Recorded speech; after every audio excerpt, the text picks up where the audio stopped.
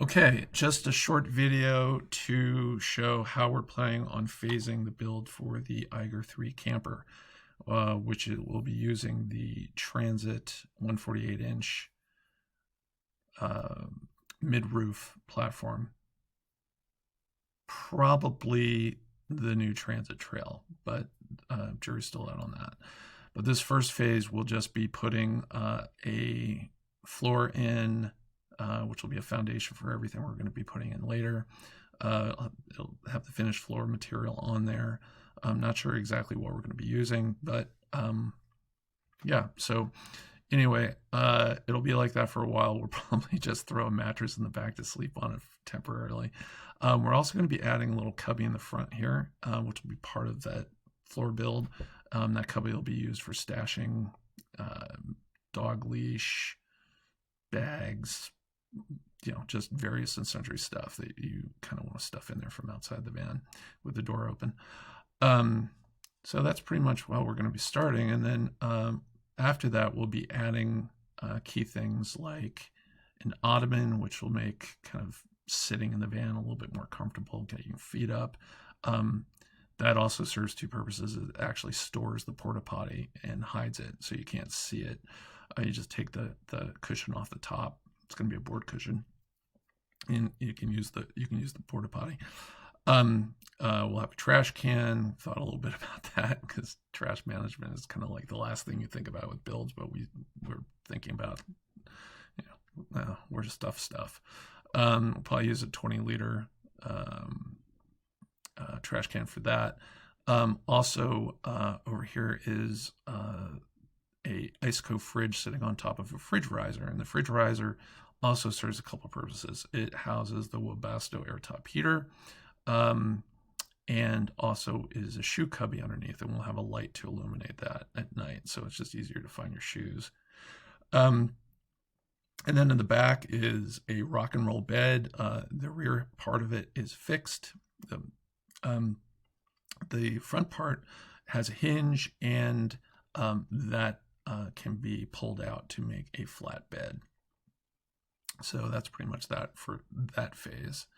And the van will probably be like this for quite a while until we get ready to build the next set of furniture. So the next pieces we'll be building and putting in the van. And by the way, everything is going to be modular and easily removable, which I think is critical because we have certain things that are happening in later phases that are going to require the furniture to be removed. So we're going to make that, we're planning on that ahead of time. So that'll all be built into the design of this. But the key thing that we're going to be putting in as part of this phase is the galley. So the galley will have a custom control panel, which will control all the electrical components. Some of the wiring for this will be temporary, but some of it won't. There'll be a sink, Rivati sink, pull-out sprayer, faucet. There'll be a water pump located inside that cabinet, a shutoff valve for water coming from the water tank on the outside, and a 19-gallon water tank. In the back, we're adding a drawer to the back of the bench bed, and that drawer will serve multiple purposes. It will be it'll have two hinge lids, and with those lids closed, it's kind of a work surface / kind of impromptu outdoor kitchen. You can put an induction cooktop back there, and there will be a plug for that. But inside, there'll be storage on one half on the driver's side, and something we're calling the power slide, which will be on the passenger side. And in that compartment, we are putting the house battery, the inverter charger, and a few other key electrical components. And we're using something called an Eiger chain to make that work. And Eiger chains are great for industrial applications where you have maybe a loom of wires or several wires that need to move with something.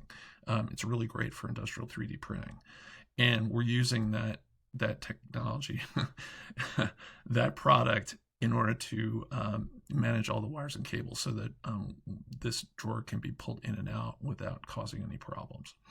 And we're going to have disconnects and things like that, so that whole drawer can be pulled out of the van without disconnecting or having to pull all the wires out. So we just think that's a really easy way to get access to some of the key electrical things that you need access to on a regular basis, without tearing the bed apart. So anyway, plus it gives you some storage that's easy to get to from the back of the van. So so have it in this kind of condition for a while until we decide to do the pop top. And the pop top is really the driver for the rest of the furniture that's going in the van and the other components and the other systems. So the pop top will have a kind of flat ceiling surround to it, and we really can't do anything with the wall panels until that's in place. So that'll be that'll be one of the next things we're going to do. But before we do that, we're going to be adding what I'm calling pivot table. And the pivot table is essentially a bent pipe that on one end gets screwed into the bottom of a 3/4 inch bamboo table. And then at the other end, it fits into a sleeve at the base of the galley. And there'll be an adjustment on that little thumb screw thing that will allow that pivot to be locked in place. But it's designed to rotate and become a work surface or a dining surface at the bench bed, but it also can be stored above, in its stored location above the fridge, so it's out of the way. There'll be a second mounting base located in front of the fridge riser. So when you're sleeping, you can just relocate that whole table over to that location. It's completely out of the way. Plus, it makes it easier to get to from a swiveled front seat. So lots of different things that we can think about with that. We borrowed the idea from the Westie, but I think it really, really works well for this. We also used that concept in previous designs when we had platforms that had sliders or sliding doors on the driver's side, so you can have access to the refrigerator from that, but the Transit doesn't offer that. So but I think it's still going to work very well. So that's that. The other thing we're going to be doing, and I just wanted to show, is how the lids open on the full extension drawer in the back. So you can open, there's going to be 2 lids. You can open them individually. They will have lockdowns on the side, and then will be sealed around the perimeter. So and they'll be finished have a finish that will be waterproof. So that whole drawer will be essentially waterproof from the outside, or reasonably waterproof, certainly spill proof. The next stage is when we get into the pop top, and once the pop top's in place and everything's done for that, then and of course we'll be doing all the wiring necessary for lights and some of the audio components that we're going to be putting up there, but that'll all be part of that. And then we'll be doing the wall panels. So we're planning on using upholstered wall panels, probably a marathon tweed, which is pretty popular, and for a reason. It just works. But we'll be putting a 1/8 inch foam on the face of 1/4 inch Baltic birch, and then we'll also be insulating the back of it. We'll probably be using Havelock wool inside the panels, and making sure that the walls are really well insulated. But we think it's also going to help acoustically in terms of having upholstered panels as opposed to hard surface panels. So that part will probably necessitate pulling some of the furniture modules out in order to get that done. Both the pop top and probably the wall panels as well. So anyway, so that's going to be that phase, and then the last phase. Once all that's done, then we can complete our furniture build, which will be this full height cabinet in the back here, which will be split into a hanging locker on the back side, a tambour door on the front side, and then basically an open cubby on the top, which we're planning on using for soft goods like blankets and pillows and sleeping bags and things like that. Not sure exactly what the storage is going to look like in any of these things, but also this upper cabinet up here. But the upper cabinet will probably be dedicated to cooking stuff. And the back will probably be dedicated for pantry type stuff. And then underneath in this cubby in the galley, we'll also probably be putting things related to cooking, food related stuff. But planning on using a lot of soft-sided bins to do all that and get that done. We'll also have the breaker box back here in that full height cabinet. The hot water heater will be back there. The subwoofer will be underneath. The air compressor will be back there. We're planning on using the Eiger-3 Twin. And then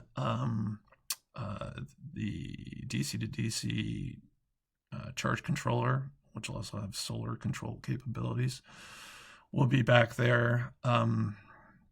So there's a lot that's going into this build. Oh, and we'll also be finishing the audio system. The audio system will have in the front new component speakers. We're planning on using kickers, and then a 5-channel amp. Not sure exactly which one, but one that will fit and provide the power we need underneath the passenger seat. And then in the back up here at the ceiling, we're going to mount pods that we're borrowing from wakeboard boats. There's a company called Rockville that makes these 5 1/4 inch pods. They actually make it in a bunch of sizes, but we're going to use the 5 1/4 because we want the smallest ones possible. And we'll using those back there mainly because we really had a hard time finding surface mount car speakers of good quality. So we're going to be putting kicker 5 1/4, really good kicker 5 1/4 speakers in there. I think the sound's going to be really good, and they swivel, so we can position that exactly how we want it in order to get sound. And we can even swivel it so it like throws music out the slider door when it's open when we're at camp, if we want to do it that way too.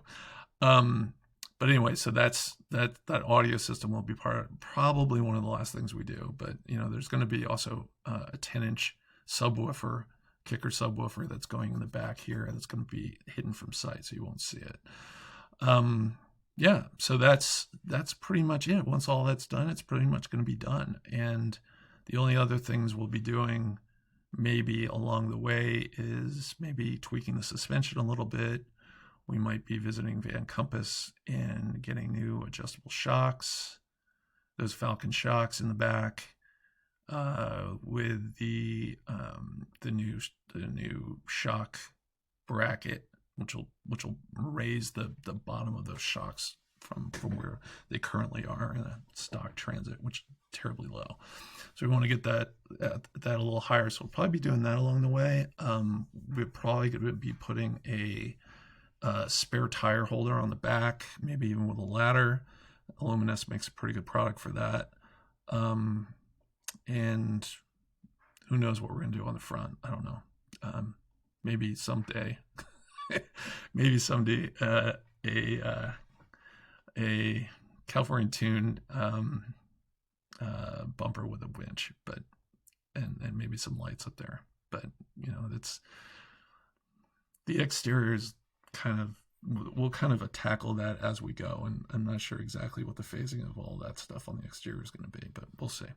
If we go with the trail, it comes with fairly decent all-terrain tires, bigger size, bigger wheels, 30.5. It comes with a 2 1/4 inch lift, so you get all of that stuff. That's all factory warranty from Ford. And I think they're using the Quigley Q lift, I think, for the lift, but it doesn't put stress on the CVs, and it's all under warranty, and you can roll it into the loan, which is great. So that's probably the direction we're going to go there. I'm not sure, but probably go trail. Anyway, have any questions? Let me know. Hope you enjoyed this, and see you later.